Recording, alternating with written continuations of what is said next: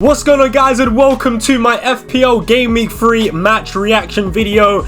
Guys, I'm not gonna lie, it's been an absolutely crazy week full of many ups and downs, but without further ado, let's just get into it. Alright guys, so as you can see, we managed to get 68 points this game week. Bear in mind, I am recording this straight after the Man United Liverpool game, so bonus points will be added for players like Isak that we have in my team. I do believe Alexander Isak is going to get free bonus points. Yeah, as you guys can see, Alexander Isak is on for free bonus points, so I'll probably end the game week on 71 points. Now, where do I start, guys?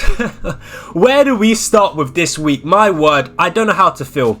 Before the Liverpool game, I was feeling pretty happy. I was feeling pretty good with myself. But after that Liverpool game, I'm not feeling great. I'm going to be honest. We'll start off talking about Erling Haaland. All right, Erling Haaland doing what he does best. Doing what he does best, getting a hat-trick. But I want to say, before the Game Week 1 deadline, guys, there was a huge debate. Who do you go for? Erling Haaland or Mohamed Salah? Well, a lot of people are saying Haaland. A lot of people are saying Mohamed Salah. But at the moment, it's looking like the real winners are the people that went for both. The real winners are the people that went for both Erling Haaland and Mohamed Salah. I really do wish I started this game week 1 with Mohamed Salah now. I really do. Now, like I said, I was feeling great about myself because I captained Erling Haaland, who got the hat-trick against West Ham. Absolutely fantastic. Erling Haaland is looking so good this season. He really is. But yeah, I'm not gonna lie, Salah doing what he did today against Man United, getting the 1 goal and 2 assists, is a huge rank killer for me. As you guys can see, before today, before Newcastle played and before Liverpool played, I was at around 200k rank, 190k rank to be more specific. But now after that Liverpool game, I'm going to assume that I'm going to get a huge red arrow. I'm not going to lie. I'm probably going to get a huge red arrow, and that is disappointing. It really is disappointing. But yeah, we'll move away from that. We'll move away from the Liverpool game. We'll move away from Haaland and Salah. Pretty frustrating. I mean, I want to talk about Newcastle. So, of course, Isak scored, which is very nice. I am happy with that. But I'm not going to lie, I'm just not happy with the Newcastle performances that I'm seeing. I'm probably going to take out Isak, if I'm honest, because I need a way to fund Salah. I need a way to fund Salah in Game Week 4. Get Mohamed Salah in Game Week 4 and 5 is an absolute must. I have to do that, guys. I absolutely have to get Mohamed Salah in for Game Week 4 and 5. I have to. It's non-negotiable. It's not even up for a debate. It has to happen, and I think taking out Isak might be sort of a route to be able to fund Salah. I don't like what I'm seeing from Newcastle. Anthony Gordon blanking once again. Didn't look really great in that game, honestly. Neither did Isak. Although Isak did score, Newcastle were poor. And quite frankly, I'm sick and tired. I'm sick and tired of these Newcastle players, if I'm being honest. Because I'm not liking what I'm seeing, guys. I'm really not liking what I'm seeing from Newcastle. So poor. Once again, I expected quite a high scoring game. I expected quite a few goals for Newcastle. A lot of chances created for Newcastle. But that just wasn't the case. I think they were pretty poor against Tottenham Hotspur, if I'm honest. And like I said, I think, yes, Isak did score, but yeah, for the long term, I don't think Isak is a good asset to own at the moment. I'm going to be totally honest, and neither is Gordon. Neither is Gordon. But Gordon might survive an extra week or 2 in my team, purely because I've only got 2 free transfers, and I must get Salah in. I must get Salah in. If I could take out Gordon and Isak to fund Salah, I would do that 100%, but I don't think I have the funds for that. Let's quickly go and have a look. Let me just quickly show you guys. Alright, I've already tried it already. I've tried it. Mohamed Salah in, but as you guys can see, look, I'm only left with 3.9, man. If I take out Isak and Gordon and put Salah in, I just simply cannot do it. I simply cannot do it. But yeah, Isak, he's on fraud watch. I'm not going to lie. Now, let's talk about Rodrigo Muniz. Let's talk about Fulham and Rodrigo Muniz, because this is, again, something that is really irritating me, guys. Before the Game Week 1 deadline, I was, like, so big on putting Chris Wood on my team. I really wanted Chris Wood. And Chris Wood has been smashing it. João Pedro, smashing it. All of Rodrigo Muniz's competitors, like Chris Wood, like João Pedro, like Wissa for Brentford, have been absolutely smashing it. But then you've got Muniz here, who is doing absolutely nothing. Muniz is doing nothing, guys. He's on fraud watch. He is on fraud watch, and again, he's another player in my team that has to go. But I'm going to be honest, like I said, the main focus for my team has to be to get Mohamed Salah in. I have to do it. So Muniz might just survive one more week or 2 in my team. And that's only because I've got 2 free transfers. But my word, Rodrigo Muniz, you are on fraud watch. I've had enough of Rodrigo Muniz. He's missing chances. How on earth has this guy not scored against Ipswich and Leicester, guys? Two newly promoted teams. This guy's done absolutely niche. He's done nothing. Why is he in my team? I don't know. I should have put Chris Wood in. I should have put Wisser in, but more so Chris Wood, man, because I had him for so long before the Game Week 1 deadline. I really wish I put Chris Wood in, but my word, Muniz, you are on fraud watch. I am sick and tired of these guys like Muniz, like Isak, like Gordon, not contributing to my points. These guys are doing nothing for me. They're doing nothing for me, guys. But let's move on. Because Morgan Rogers, you know what? I just transferred him in this week, so I'm not gonna go too hard on Morgan Rogers, because I'll tell you something right now. Ollie Watkins, although I don't have you in my team, I've got a bone to pick with you, Ollie Watkins, because my word, you are costing us Rogers owners a lot of FPL points. Although I only just transferred Rogers in this week. Last week Rogers should have had an assist, and this week against Leicester, Rogers put a great pass in towards Watkins, 1-1 with the keeper, and he misses, bro. He misses. But you know what? I'm not going to go in on Rogers too much. I just transferred him in. The fixtures are good, and like I said, I like what I've seen on the eye test from Morgan Rogers. Although his goal threat is quite concerning. I'm going to be honest. His goal threat is quite concerning. I'm not liking what I'm seeing in terms of, he's good on the eye, but I'm not seeing enough goal threat from him. I need to see more shots. I need to see him getting into better FPL positions for getting points, because I need him to get goals ultimately. Yes, he should have had a couple of assists, but I want to see him getting in the box more. I want to see him getting more shots off. I need that from Rodgers. But I digress, because ultimately the fixtures for Aston Villa upcoming are really good. So we'll move on. Bukayo Saka, man, again, I can't get mad at Saka, man. That red card was really annoying, and that's what cost me. If Saka and Arsenal played the full game with 11 men, I generally do believe Saka could have scored a goal or two. He was doing really well in that game up until the red card. He was creating chances, taking on his man, getting shots off.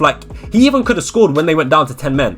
He was close, but ultimately Arsenal got screwed over by the red card. So it is what it is. You can't really account for that in FPL. That's just where the luck aspect comes into play, and it's just pretty unfortunate. So yeah, in terms of whether I think it was a red card or not, I'm not going to spend too long on it, but ultimately I'll say no, I don't think it was a red card. And I do think it was pretty really harsh, but I'm not going to really get into that stuff because we're here for FPL. I'm not going to get into that sort of debate whether it was a red card or not. But yeah, Gordon, I spoke about Newcastle, I spoke about Isak. I'm not going to say nothing, but Gordon, like I said, you are on borrowed time, my friend. I'm pretty sure that's the correct saying, because if it is, yeah, that's what I mean. You're on borrowed time.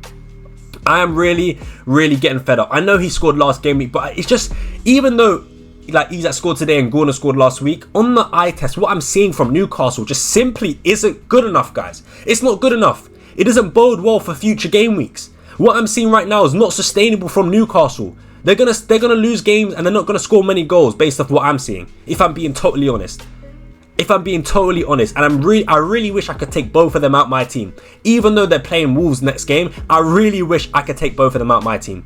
But I can't, because the main focus has to be Mohamed Salah. Now, Diogo Jota, I'm starting to get a bit annoyed with you. If I'm being honest, Diogo Jota, in previous seasons, you're one of my favourite FPL assets, I'm going to be honest. But my word, you're starting to get on my nerves. You've got Luis Diaz here, your competitor, your rival. Luis Diaz absolutely cooking, whilst you just sit there doing nothing. Luis Diaz, 2 goals today against Manchester United. Where was Jota? Nowhere to be seen. Last game week against Brentford at home, 1 goal, 1 assist for Luis Diaz. Where was Jota? Just 1 assist. It's not good enough, my friend. Diogo Jota, it is not good enough. What I'm seeing from you is not good enough. I had my expectations for you were up here, man.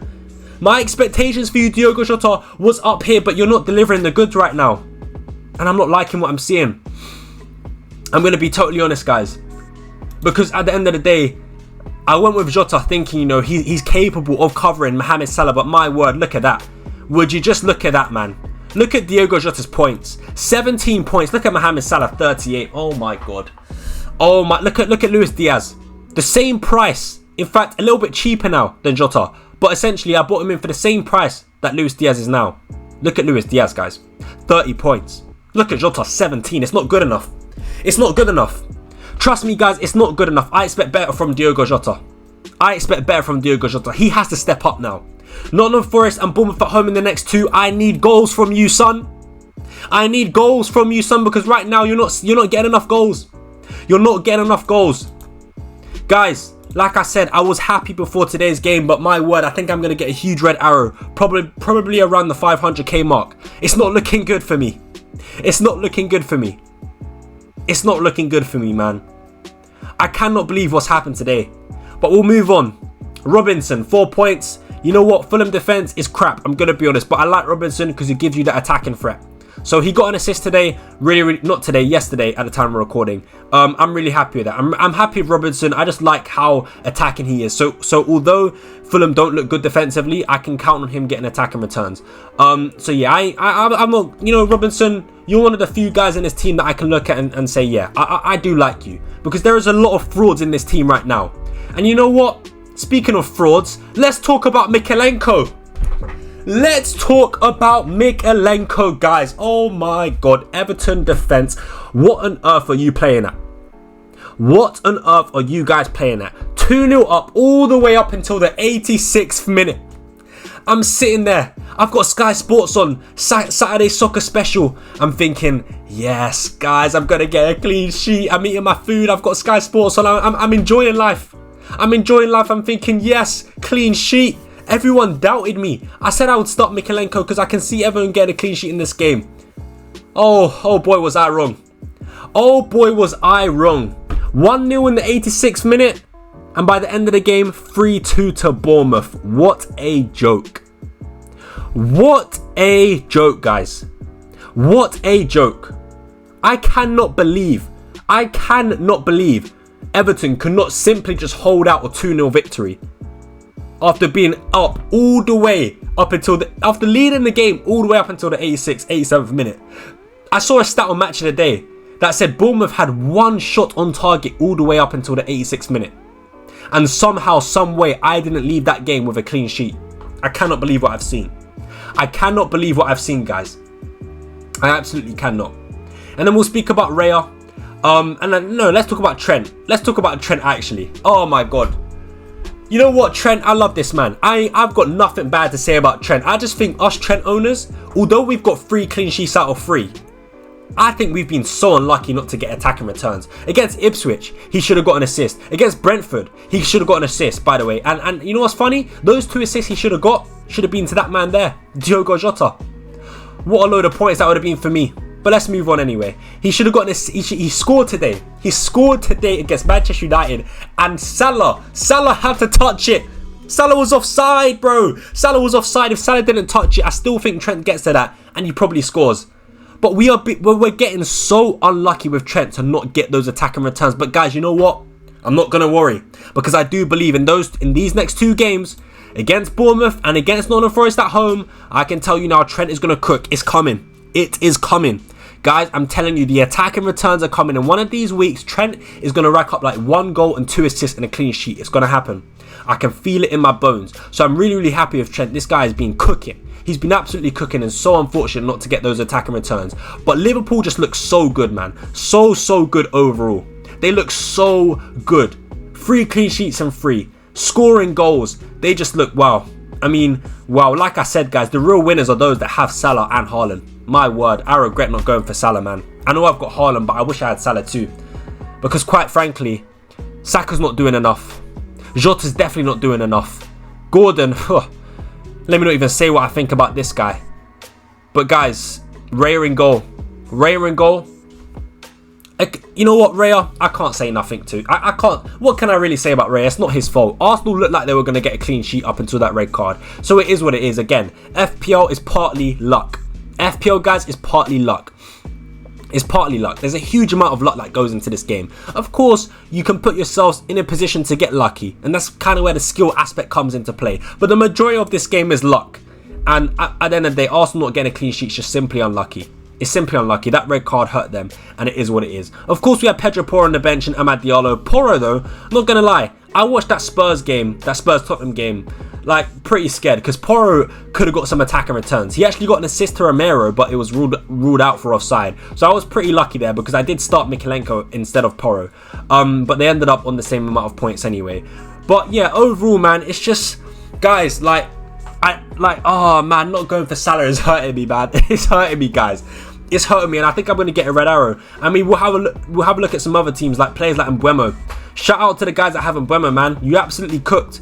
Mbeumo is one that I really wish I just started the season with. I mean, Palace at home, Southampton at home, in the first three are actually good games, man. And I really wish I started with him. I really do wish I started with him, but I'm probably going to wildcard in game week 6, and he will be in there. Trust me on that one. He will be in my team without a doubt. Without a shadow of a doubt. But yeah, man, Mbeumo's cooking, man. He's such a good asset, especially now that Tony's gone. Yeah, man. So for me, he's definitely someone that I'm going to be putting in from game week 6 onwards. Because from game week 6 onwards, my word. Brentford has some really, really good fixtures. So yeah, I would love to have Mbeumo for those games. Yeah, I really, really would.